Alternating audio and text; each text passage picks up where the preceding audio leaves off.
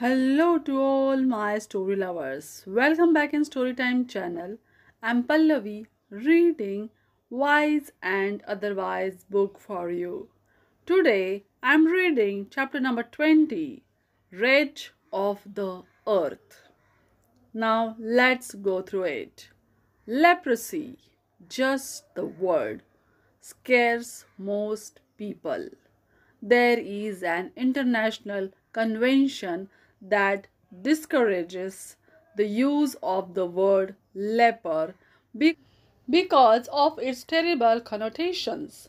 The moment we think of a person afflicted with leprosy, we think of a beggar or a person who has lost some fingers or toes. People suffering from leprosy are often ostracized by society.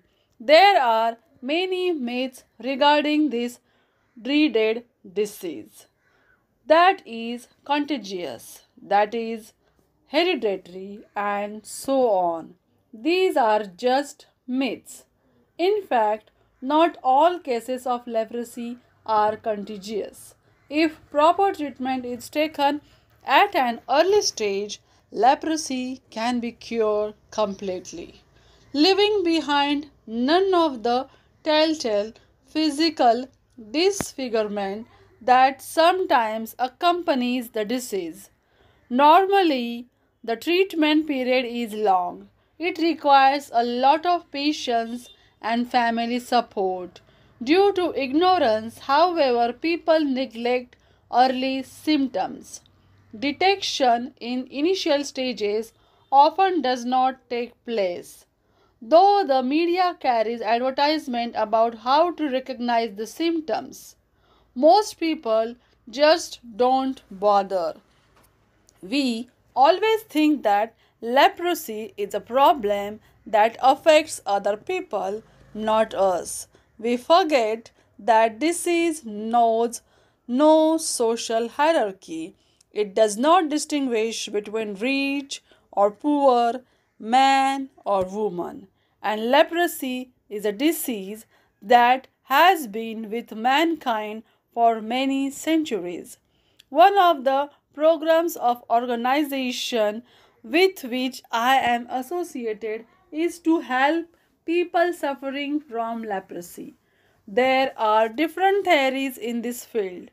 Some people think that the patients should stay with their families, while others believe they should be kept in an isolated colony. I was working in a remote area where there was a separate colony for leprosy patients. It was a hot summer and temperatures were difficult to bear. The scene at the colony was depressing. Most of the inmates were clearly disgusted with the disease and their sufferings. They were all poor and helpless. They required psychological as well as material help. Even soothing words like "Don't worry, we are here with you" were important to them. Our project's aim was not to show pity or to hand out money. We planned to rehabilitate the patients economically. If they could handle even some limited work and earn their own livelihood, then we were ready to finance them. We figured it was the best way to make them feel confident. For when a person feels confident, he can face society. Acceptance by society and reasonable measure of economic independence can change the lives of these people. There were many huts in the colony, with a family staying in each hut. In every family, at least one person was afflicted by the disease. The weather was harsh, but I had to do my duty and go from hut to hut. The woman kept telling me their difficulties. Perhaps the most frustrating of these was their inability to get jobs even as housemaids because of the disease. Some of them had resigned themselves to their fate. Youngsters were sleeping even though it was only mid morning. Children were playing in the dirt. The older people were in pathetic state. When the infirmities of age are added to the ravages of disease like leprosy and the consequent social ostracism, people can driven to suicide.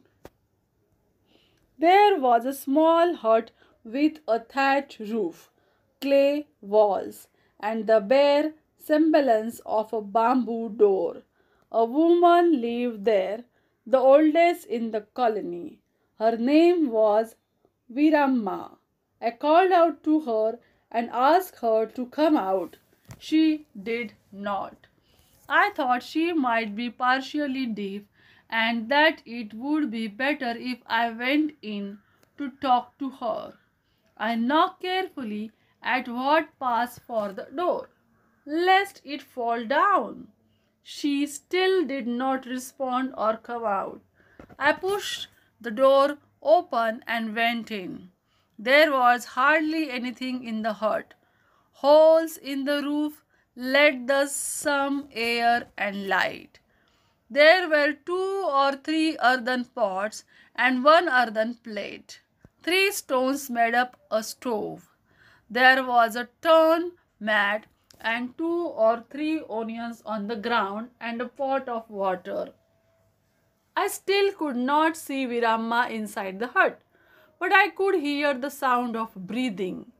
As I had entered the hut from the bright sunlight outside, it took my eyes a while to adjust to the darkness inside. I called out to her softly once more, Viramma, I want to talk to you. Where are you? Then she answered, Amma, I am here, but don't come near me. Now I could see the frail form of a woman in the corner of the room. All her hairy grey skin shrunk, no flesh on the body. She was just a skeleton covered with skin. She was sitting in a corner, holding her hands against her chest, her legs also drawn towards her chest. Amma, she mumbled, I know you called me several times, but I could not come out to talk to you. I am a woman. Irrespective of my age, how can I come out in front of other people without any clothes? It was then that I realized that she was almost naked.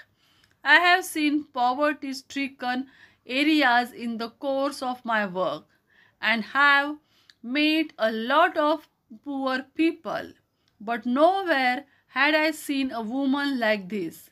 This was a picture of dehumanizing poverty in our own country after 50 years of independence. An old woman could not even cover her body. Still, she had no complaints about anything. I felt guilty wearing a 6-yard sari. For a minute, I felt too ashamed to talk. The shock of what I saw made me forget our policy of simply not handing out money and material.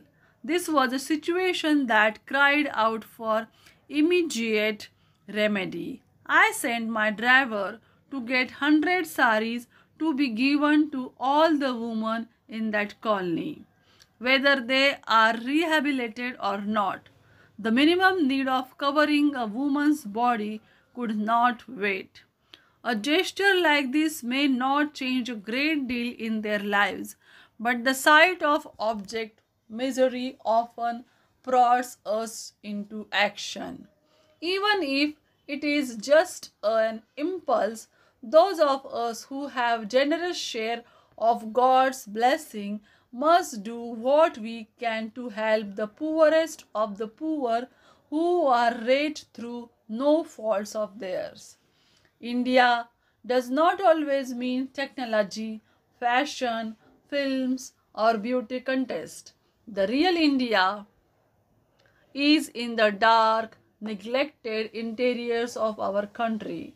Helpless and miserably poor people live beyond the reach of any government departments.